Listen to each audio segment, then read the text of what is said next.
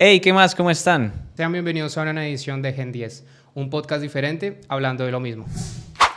Bueno, episodio 2, segundo capítulo. Hoy se va a hablar de buena cantidad de temas. Sí, ¿cómo estás tú? ¿Bien? Yo bien, tranquilo. La verdad que semana de mucho fútbol igual. Semana de cerrar Champions, de cerrar Europa. Estuvo lindo también el fin de semana. Uf, muy lindo. Y este Mucho fin de fútbol. semana que se viene también hay clásico y hay semifinal de FA Cup City-Chelsea. Así que semana importante de fútbol. Semana importante. ¿Cómo viste el final de la Bundesliga?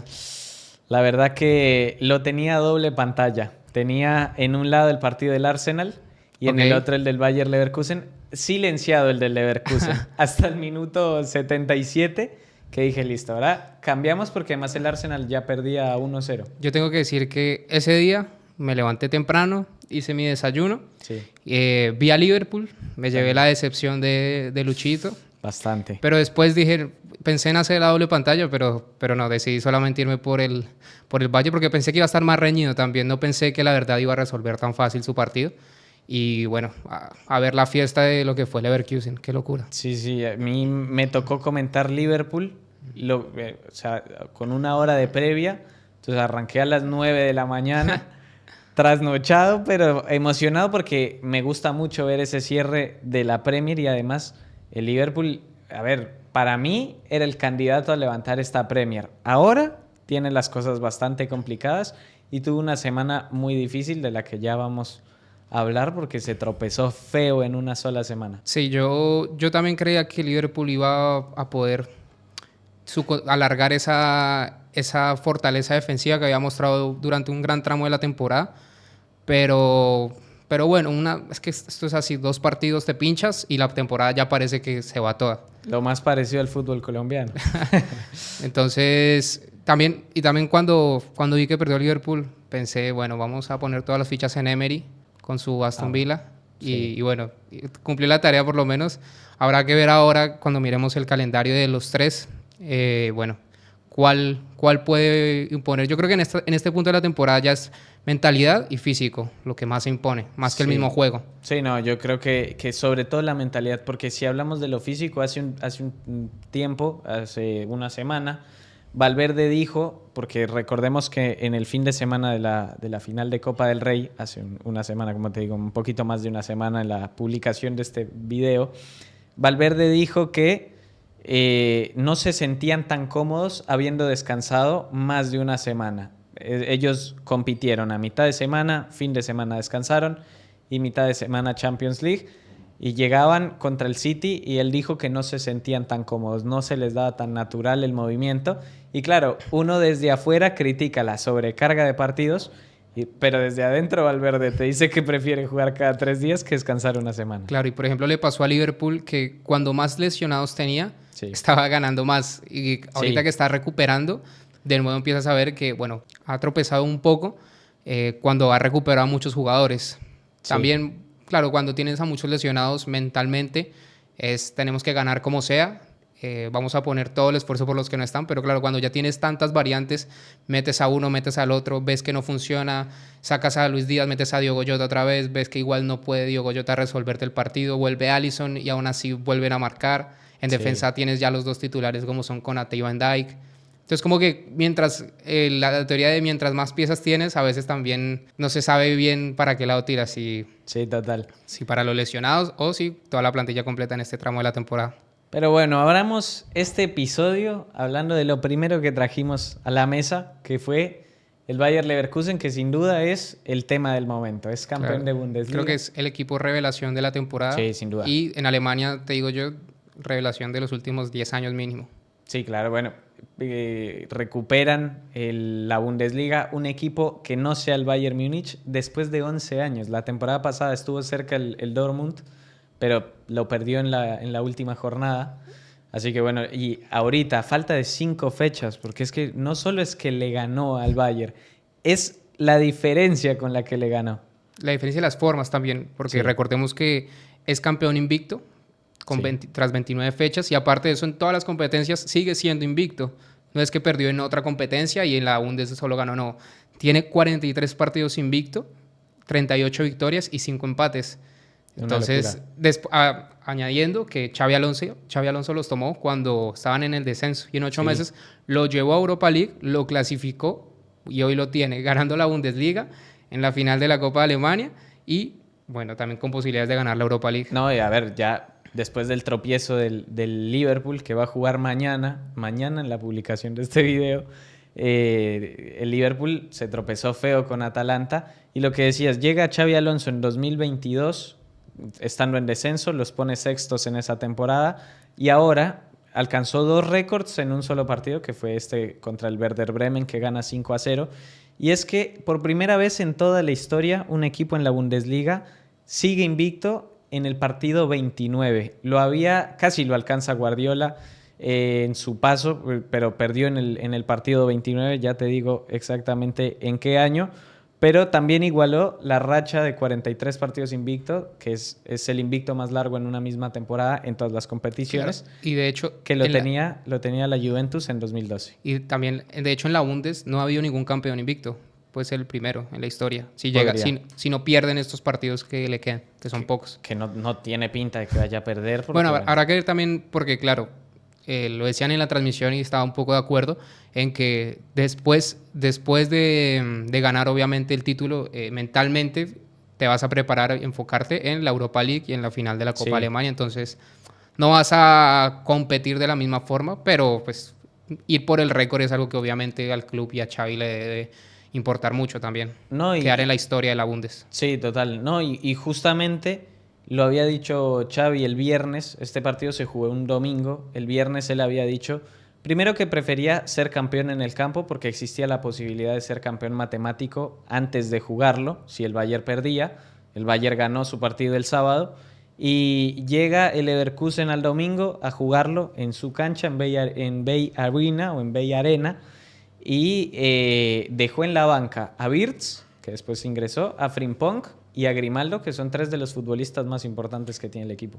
Hablando de los futbolistas más importantes, algo que me llama mucho la atención de este Bayer Leverkusen es la cantidad de jugadores que marcaron a lo largo de la temporada. Es un equipo en el que de todas las líneas marcan los jugadores, todos pisan el área y eso lo hace ser muy rico futbolísticamente porque de todos lados esperas ocasiones de gol. Sí. Y por ejemplo, si vemos los máximos jugadores que marcaron gol en esta temporada con el Bayern fue Florian Wirtz con 16 goles. Una locura. Con 11 goles. Bonifaz. Sí. Con 11. Grimaldo con 9. Y Jeremy Frimpong con 8. Los 2 laterales están en el top 4. Top 4. Y después tienes 16 jugadores de la plantilla han marcado al menos un gol en la temporada. Es una locura. O sea, casi todos los jugadores prácticamente, porque bueno, ya tienes 3 arqueros, tienes 19, tienes casi toda la plantilla ha marcado.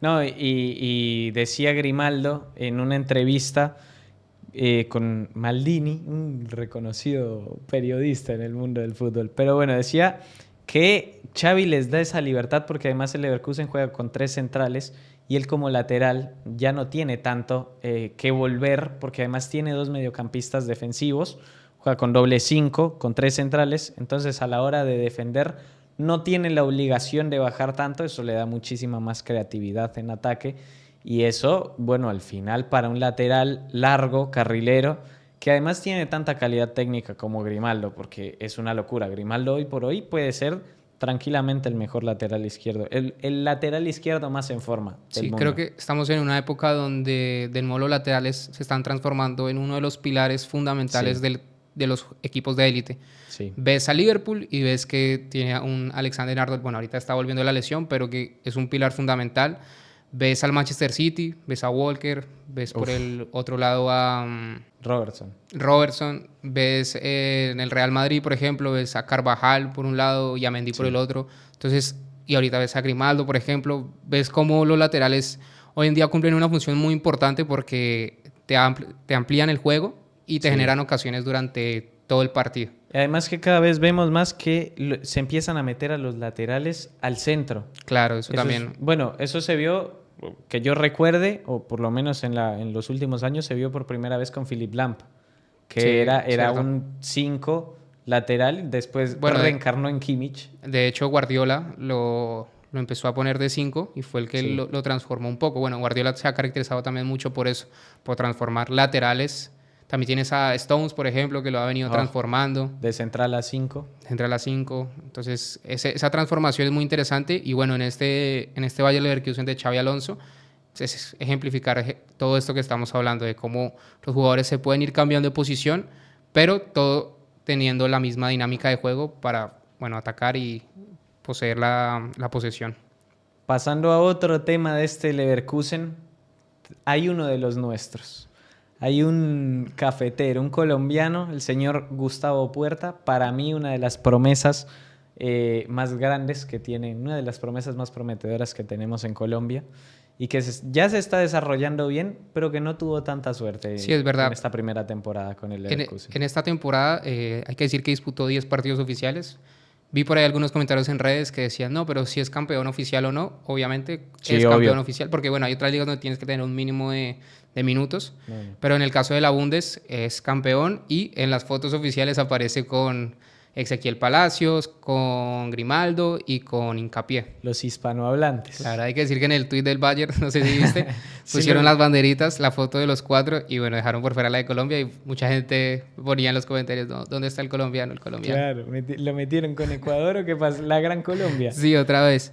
Pero bueno. Pero a mí algo de Puerta y de este año me parece muy valioso para rescatar dos cosas. La primera es que en el inicio de la temporada, hay que recordar, estuvo mucho tiempo por fuera con la selección Colombia y además él iba a estar a préstamo esta temporada, pero Xabi Alonso lo ve, le pregunta si desea, que tiene una oportunidad de estar en la plantilla si él quiere o si prefiere salir a préstamo.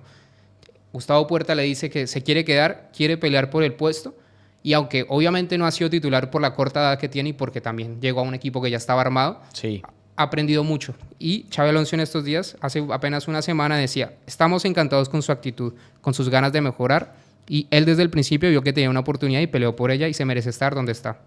Está aprendiendo del proceso y de sus compañeros. Y creo que eso es muy valioso. Está aprendiendo el proceso. Sí, y de Xabi Alonso. De Xabi Alonso. Su posición es un referente. Pero bueno, es verdad, jugó solo 23 minutos en esta Bundesliga. Pocos minutos. Pero es más importante está en una parte teórica de su carrera. Está viendo, aprendiendo. Ve a Xabi Alonso tirar magia en los entrenamientos. Porque Xabi es uno de los entrenadores que se pone los cortos y se pone a dar pases. ¿Y qué pases que da? Pero bueno, un Gustavo Puerta que no sé si tiene lugar para la próxima temporada en este equipo. Quizás le puede beneficiar también volver a salir cedido, quizás un equipo más importante. Yo quiero creer que sí, que se va a quedar a pelear porque, bueno, es continuar el proceso. Ya tuviste un año de aprendizaje, de adaptación igual al fútbol europeo, a toda la dinámica, la competitividad que tener, a toda la velocidad también, la diferencia de velocidad que hay entre Europa y Latinoamérica, a la intensidad. Verdad. Y este año que viene, suponiendo lo bueno que ha hablado tu técnico de ti, bueno, sería bueno verlo unos minuticos más. Sí, no, y además que él no solo pasó del fútbol sudamericano al fútbol europeo, sino que él, es lo que hablábamos en el episodio pasado, sale desde el Bogotá, que no jugó ni en primera división en Colombia. Exactamente. Entonces fue un cambio muy fuerte, además que bueno, la cultura alemana representa un choque muy grande para los latinos por idioma, por frío, por todo. En general la cultura es totalmente diferente. También hay que decir que es el tercer colombiano que gana la Bundesliga. Ah, sí. Solamente James Rodríguez y el Tren Valencia habían ganado la Bundes y que bueno, llega Gustavo Puerta y se mete en este listado de jugadores colombianos importantes. El primero que lo gana fuera del Bayern, porque James la ganó 2 veces en el Bayern justamente, y el Tren también en el Bayern. 11 goles en 25 partidos marcó el Tren Valencia. Como coincidencia, tanto James como el Tren Valencia ganaron la Bundes, siendo los número 11 del Bayern. Bueno, Gustavo Puerta llegó a romper eso, ya no juega en el Bayern Múnich, no tiene la 11. Hay algo que también me llamó la atención mirando los últimos campeones de la Bundes, y es que desde la temporada 2011-2012 no la gana, Bayer Leverkusen rompió con la hegemonía del Bayern Múnich. Desde la 2011-2012 la ganó el Borussia Dortmund, pero desde la 2008-2009 no la ganaba un club diferente a estos dos, que la había ganado Wolfsburgo. Entonces también la hegemonía, Xavi la rompió por completo. Y hay otro tweet que me encontré, me pareció bien interesante, que decía qué había pasado en Alemania la última vez que el Bayern Múnich no era campeón de Alemania, hace 11 años. El Harlem Shake era el número 1 del Billboard. Cristiano Ronaldo tenía un Balón de Oro. Uf. Se usaba el iPhone 5. No. TikTok no existía. No, muchas redes sociales no existían. Obama era presidente de Estados Unidos. Aún no se terminaba la serie Breaking Bad. Y estábamos en la PlayStation 3. Uf, cambió todo. Un mundo nuevo. Un mundo nuevo, sí. Bueno, otra racha que cortó Xabi Alonso fue la de Kingsley Coman. Que Kingsley Coman, a lo largo de toda su carrera, había sido campeón de Liga. Lo ganó en Francia con el PSG, en Italia con la Juve, en Alemania con el Bayern Múnich. Y por primera vez en su carrera, Kingsley Coman no gana la Liga Nacional. Esa racha, el responsable de cortar esa racha, fue Xabi Alonso, pero no cortaron la de Harry Kane. Y te añado a lo de Kingsley Coman, que se lesionó además el fin de semana en el partido del Bayern. Una lesión fuerte que fue bastante preocupante en la cancha por cómo se retiró. Y bueno, sí. Otro datico ahí de Kingsley Coman es de este fin de semana. No, y te decía, no pudieron cortar la de Harry Kane, que es la de irse sin un título en toda la temporada. Pero bueno, todavía tiene la Champions, es verdad. En este momento es una incógnita, ¿no? El buen Harry. Pobre, la merece igual, merece el título. Y sí, con la temporada que está haciendo algo se debería llevar, pero bueno, otra temporada más. Hablando de Harry, voy a meter aquí el otro tema ahí porque tiene relación un poquito. Hablemos de la Premier. Hablemos de Liverpool, de City, de Arsenal. Hay que decir primero cómo quedaron tras esta fecha. Recordemos que Manchester City ganó y esperaba lo que pasara en los otros dos partidos. Liverpool perdió en casa y también quedaba la expectativa del tercer partido del día, que era Arsenal-Aston Villa, que como dijimos estábamos un poco más pendientes de la Bundes, sí, pero que teníamos ahí en el reojo el otro partido. No, yo vi la mayoría del partido del Arsenal y me encontré con un problema muy similar entre Liverpool y Arsenal. Y es que en zona de definición... no concretan. Muy flojos. Sobre todo el Liverpool, porque el Arsenal es verdad que llegó un poco menos de lo que llegó el Liverpool. El Liverpool es impensable todo lo que falló. O sea, un equipo que es campeón de Premier no puede fallar todo eso. Y le costó perder el liderato. El Arsenal ha perdido el liderato 4 veces a lo largo de esta Premier League y el Liverpool 3. Sí, hay que decir que el calendario de lo que se viene para estos tres equipos igual va a estar muy apretado. El City tiene Champions, tiene al Chelsea por FA Cup y después tiene entre otros rivales, tiene al Brighton, al Tottenham y al West Ham. Complicado. Igual es el de los tres que tiene el calendario igual... En Premier es menos más complicado el del Arsenal. Claro, por eso. Pero tomando que tiene también Champions y si sigue, sí, y que tiene también al Chelsea por FA Cup, también, bueno, te sumo ahí un poquito, pero es verdad que tiene el calendario menos fuerte, por decirlo de alguna forma. Porque en Premier, o sea, por ejemplo, no tomen en cuenta que puede jugar, por ejemplo, contra el Nottingham, creo que es, que sí, en los papeles uno dice le puede ganar, pero en la realidad el Nottingham te mete un triunfazo así. Bueno, también el Liverpool tendría que haberle ganado al Crystal y el Crystal hizo un partidazo de principio a fin. Muñoz y Lerma figuras totales. Son top 4. Para mí el top 4 de ese partido fue Henderson, el arquero, Lerma, Andersen, el central, y Muñoz, que hicieron un partido destacaban mucho de Muñoz su nivel físico, sí, lo que aguantó, porque logró borrar por muchos momentos a Luis Díaz, sí, en ese mano a mano de colombianos. Muchísimo. Y también Lerma en esa posición de central por momentos lo hizo muy bien. Es un jugador que se adapta muy fácil a una función que le pide el técnico. Creo que esa es una de las mejores características que tiene Lerma. Es un rendidor puro. Y ¿sabes qué me gustó de Muñoz? Que inicialmente fue carrilero, porque ahí jugó con un doble lateral el Crystal Palace, que le salió muy bien porque tienes que marcar a Luis Díaz, que es uno de los futbolistas más determinantes en Premier y en el mundo, pero metió doble lateral a Klein, que es ex del Liverpool, y a Muñoz como esos dobles laterales, y los dos intercambiaban posición constantemente, pero defensivamente eran los encargados de marcar a Luis Díaz. Sí, también me sorprendió mucho también la cantidad de ocasiones que falló el Liverpool. Esa que, por ejemplo, le saca el portero del Crystal a Luis, que es muy parecida al gol de Muñoz, me hizo muy parecida al gol de Muñoz contra España, que también se tira así como en tijera. Igual. Y el técnico, el portero simplemente por inercia se la encontró. Pero también, si Liverpool desperdició muchas ocasiones. Te decía, Arsenal, que tiene 71, City tiene 73. Arsenal le queda Bayern por Champions. Hay que ver si pasa o no. Después tiene Chelsea, el derbi del norte de Londres contra Tottenham. Locura. Tiene Manchester United y tiene Everton, que también Everton está ahí peleando por el descenso. Sí, pero igual esos partidos son difíciles. Totales. Porque, bueno, el Everton va a jugar con toda la garra ese partido para salvarse. Aparte, Everton que esta temporada le han quitado muchos puntos por el tema del fair play financiero. Sí. Entonces va a estar ahí peleando punto por punto, rasguñando lo que pueda. Y por último, Liverpool con 71 puntos, los mismos que Arsenal, pero Liverpool tiene una diferencia de gol muchísimo menor.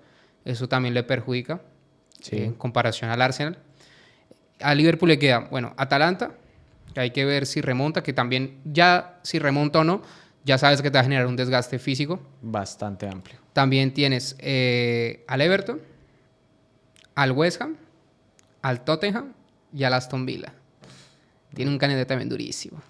Tiene al Everton, que bueno, es el derbi de Merseyside. Tomando por otra parte el nivel de Luis Díaz, creo que igual es una gran temporada para él. Se ha logrado afianzar mucho, ha logrado aparecer momentos importantes, pero bueno, también hay momentos donde por más de que estés en una buena temporada, los resultados del equipo no se están dando. En esta temporada Luis Díaz jugó 31 de 32 partidos posibles, fue titular en 26, lleva 8 goles y 4 asistencias en esos 31 partidos, pero lo importante con Luis Díaz es que tiene un promedio de 1.5 pases claves por partido. Eso significa que por lo menos una vez va a dejar a uno de sus compañeros solo al frente del arco para que la defina. Me sorprendió igual que saliera tan temprano en este partido el fin de semana. Quizás también es cierto que cuidarlo, y es cierto que cuando estaba Diego Jota siempre entraba a este tiempo más o menos. O sea, entonces también fue lógico en parte lo que hizo Klopp. Y también hay que tomar en cuenta de Luis Díaz que Jürgen lo cambió de posición. Lo ha transformado de un extremo a más un mediapunta llegador. Ya no encara tanto de la banda hacia el centro como lo veíamos mucho en Porto y en la selección lo seguimos viendo, sino que ahora es un extremo que igual se mete un poco más al centro y termina también llegando al área para rematar. También por eso se explica la cantidad de goles en la temporada. Sí. Y también porque es un Liverpool que le falta gol igual, de los delanteros, creo. Darwin igual marca, pero siento que el suplente de Darwin no está tan claro, y ahí es cuando la importancia de Luis Díaz aparece para marcar goles. Sí, no, y está bueno. Gakpo, Jota, ambos se lesionaron en la mitad de la temporada. Hay veces que incluso juega sin ninguno de esos. Gakpo a veces juega por la izquierda, a veces juega de media punta por detrás de Luis, de Salah y de Darwin. Entonces sí, es verdad que le falta por ahí encontrar los goles a Liverpool y encontrar el equipo.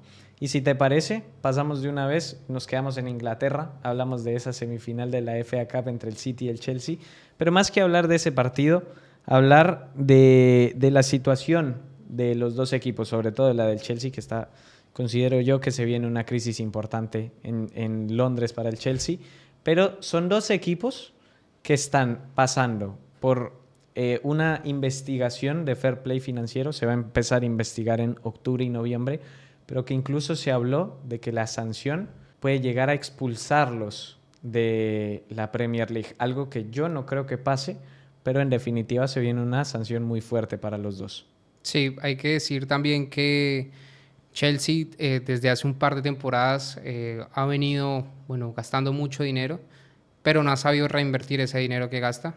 Creo que el proceso que se construyó con Tuchel después se borró y ha empezado a ir al mercado por jugadores muy jóvenes. Eso sí, el Chelsea ficha muy joven, jugadores muy jóvenes, pero que necesitas tiempo para que se afiancen, confianza, y cuando no hay confianza, no hay resultados, es muy difícil que surjan estos jugadores así en un otro contexto. Sí, no, total. Bueno, el Chelsea está pasando por una situación desde la directiva que es un problema grande, y los aficionados se preguntan ¿por qué no sacan a Pochettino? Porque en su momento a Tuchel lo sacaron por menos, a Lampard lo sacaron por a Tuchel lo sacaron siendo campeón de Champions. Claro, y arranca un poquito mal la temporada afuera. A Lampard lo sacaron por más o menos lo mismo en lo que está Pochettino.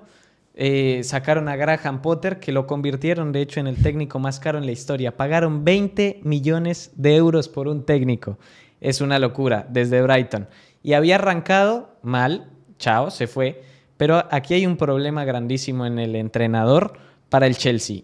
Y de una vez digo que el problema que hoy tiene el Chelsea no es el entrenador. El entrenador es uno de los problemas menores en el Chelsea. Porque la razón por la que Pochettino no se va, a pesar de tener malos resultados, es porque cuando el Chelsea trae a Graham Potter y con todos los fichajes que hizo, obviamente se está metiendo en terreno muy grave con el fair play financiero, pero traen a Graham Potter, por lo que decía antes, 20 millones, le sale mal, y ellos negocian para no indemnizar a Graham Potter, negocian con Potter directamente y le dicen, no te vamos a indemnizar, pero te vamos a pagar el salario por un ladito, menos de lo que cobras siendo entrenador, pero sigues en la nómina y sigue teniendo un salario alto. O sea, el Chelsea está pagando 2 entrenadores en este momento. Bueno, el que tiene dinero se puede dar ciertos lujos en el fútbol. Sí, y para sacar a Pochettino tienen que pagarle una indemnización de 15 millones. Entonces, entiendo ahí que no lo saquen porque se van a meter en un problema más grande. Sí, también es cierto que yo creo que Pochettino tiene un poco de espalda igual para permitirse pedirle resultados con un poquito más de tiempo. También creo que hay muchos jugadores que todavía no se terminan de afianzar. Por ejemplo, Caicedo siento que es un gran jugador, pero no termina de afianzarse, de ser ese mismo Caicedo del Brighton. Enzo creo que sí ha llenado las expectativas. Yo creo que sí ha tirado el equipo al hombro durante muchos tramos de la temporada. Recuerdo ese gol de tiro libre de local. Sí, y que se deja la vida ahí. También tiene jugadores como Palmer que han ido apareciendo. Uf, qué jugador Palmer. Me vuelvo loco viendo a Palmer todos los partidos. Pero después tienes en defensa, una defensa flojita. A mí, por ejemplo, Cucurella no me termina de gustar. Y también en la línea de atacantes. Otra cosa que tiene el Chelsea es que tiene una muy buena cantera. Para mí tiene una de las mejores canteras del mundo. Y de hecho, cuando se volvió campeón de la Champions hace un par de años, lo hace con varios juveniles, con varios jugadores que estaban en la cantera, que salen desde la cantera. Y eso también fue porque ya había tenido una sanción por el fair play financiero. Le prohibieron fichar jugadores por 2 años. Y ahí es cuando aparece Lampard y empiezan a tirar un poquito más de los jugadores de la cantera. Ahí aparecen los Mason Mount, los Reece James y bueno, los centrales, que jugaba con casi todos los centrales de la cantera. Después se terminan vendiendo casi todo el equipo. Ahí sale Gallagher también, que hoy es importante dentro del equipo, pero que para ese momento no tanto. Y bueno, el Chelsea ahí va a tener un problema muy grande nuevamente con esa sanción. Sí, hay que ver. Va noveno y bueno, tiene todas las esperanzas en la FA Cup, ¿no? Ya perdió la Carabao con el Liverpool. Pero vamos a ver cómo termina la temporada. Al final toca juzgar al técnico cuando se termine la temporada. Así es. ¿Sabes qué? Porque hablando de técnicos, esta semana, bueno, de hecho este fin de semana, pasó aquí en Argentina algo que me llamó mucho la atención y que me gustaría aquí hablarlo. Jugaba Tigre, perdió Tigre, como viene perdiendo desde hace un tiempo. Y en rueda de prensa, Sebastián Domínguez, que es el nuevo técnico de Tigres de hace apenas 2 semanas, le preguntaron, un periodista. Le dice el periodista, la mayoría de los hinchas no coincidimos con vos en que jugaron bien. Valoro tu orgullo al agarrar a este equipo porque viéndolos a estos muertos, la verdad que yo si fuera técnico no los agarro. Un periodista pregunta. No te echo la culpa a vos, le dice. Ya venimos viendo a estos muertos, porque son unos muertos. 3 veces en 10 segundos le dijo muerto a los jugadores. Sebastián se queda como mirándolo y le dice, ¿pero cuál es la pregunta? Porque me diste una opinión, ¿cuál es la pregunta? Y se habla mucho de eso porque cada vez más vemos en las ruedas de prensa y en general en todo, que el periodista pregunta contando una opinión y no haciendo una pregunta. Claro, le criticaba mucho a Sebas en Twitter el no haber defendido a sus jugadores más, porque decían, le están diciendo muertos a los jugadores, pero también no sé qué tan incómodo se torna todo, ¿no? Y sí, porque bueno, de por sí que es un poco incómodo el ambiente en una rueda de prensa, porque es como que la posición natural es de estar enfrentados, es del técnico contra los periodistas contra el técnico. Y yo tengo una pregunta, ¿realmente sirven tanto las ruedas de prensa a día de hoy, ¿no? Que hoy se pueden expresar los técnicos de otras maneras. Yo creo que pasan dos situaciones, que primero ya no solamente el técnico y el jugador se descargan en la rueda de prensa, hay muchas otras formas de ellos mostrar lo que piensan, en las redes sociales muestran cómo juegan, en las redes sociales propias del club y de los jugadores, de los técnicos, en ruedas de prensa también, se dan muchas ruedas de prensa informales por diferentes aplicaciones. Y cuando te encuentras en ruedas de prensa, además que los periodistas no van preparados, pues también hay una tensión aún mayor porque sientes que, bueno, das muchas formas de que te vean, pero no te están comunicando cosas realmente que aporten. Sí, no, totalmente. Además que el jugador ya está automatizado a dar una respuesta. Ya es como que la pregunta que venga ya tiene una respuesta predeterminada. Entonces, a eso voy con mi pregunta. ¿Realmente son necesarias? Pero también hay un caso que vimos en la ida de la Champions, del encuentro justamente entre el Atlético y el Borussia, en el que Rodri de Paul y Griezmann van a no es una rueda de prensa, es una entrevista informal. Postpartido. El postpartido, exacto. Y tienen una buena relación ellos y lo transmiten con el entrevistador o con el periodista. Claro, que no estaba. Claro, estaba otro. Que es nuevo y ahí hubo una buena conexión y ahí eso son momentos lindos del fútbol. Pero en la rueda de prensa es difícil que estés en buen ánimo, que tengas al entrevistado en buen ánimo. Bueno, de hecho, hay dos casos en el fútbol colombiano en este año que ya han pasado en ruedas de prensa donde el técnico se pelea casi con los periodistas. El primero es con César Farías en América. Recordemos que él llega en un ambiente muy tenso y en las ruedas de prensa empiezan a aparecer preguntas de por qué no pone a tal jugador, por qué no está el otro. Y, por ejemplo, hace apenas en febrero le preguntan, profesor, ¿es necesario que en cada partido América salga con un 11 diferente? Le empieza a nombrar jugadores que están lesionados, le nombra 3 jugadores, el periodista le pregunta, ¿por qué no los pone? Y Farías le dice, pare. Pero usted me está pidiendo 3 nombres que están lesionados. El periodista se ve que lo interrumpe y Farías le dice, tú a mí no me vas a decir qué tengo que hacer, ni cómo tengo que hablar. Y ahí volvemos a lo que decíamos antes. El periodista no está haciendo una pregunta, no está diciendo, si yo fuera el entrenador haría esto. No, aparte, el periodista puede preguntar por qué el módulo táctico no funciona, no sé. Sí. Pero, o al menos, si le vas a pedir nombres, no le pidas nombres que están lesionados. Claro, infórmate un poquito antes. Y el otro caso es de Pasto con Nacional el 24 de marzo, en el Atanasio. Pierde Pasto y llega un periodista con acento paisa, hay que decirlo, se notaba que es un periodista paisa, y le dice al técnico y al arquero que estaban en rueda de prensa, hemos visto muchos directores técnicos al frente del Deportivo Pasto y nada cambia. ¿Qué los seduce a ustedes para asumir la dirección de un equipo que semestre tras semestre es casi lo mismo, en el que no pasa nada importante? El técnico se mira con el jugador y después le dice, ¿ustedes qué piensan? Le dice el periodista, eso le preguntó al técnico, después le pregunta al jugador, al arquero. ¿Ustedes qué piensan? ¿Qué se imagina el hincha cuando ven que no hay algo importante para arreglarles ninguna alegría a ellos? No, o sea, básicamente no jueguen más, que deje de existir el equipo. Básicamente le dice, ¿ustedes por qué están en ese equipo tan malo? Sí, o sea, imagínate tú. El técnico le responde, me parece que eres un irrespetuoso porque no valoras nuestro staff y el día a día. Y le dice, eres un irrespetuoso y me parece que te deberías retirar de esta rueda de prensa. Después se dice que casi que se van a los puños después de la rueda de prensa. Sí. Y el jugador también dice, si usted es un buen periodista debería saber que hace poquito estuvimos en 2 clasificaciones y me parece también un irrespetuoso.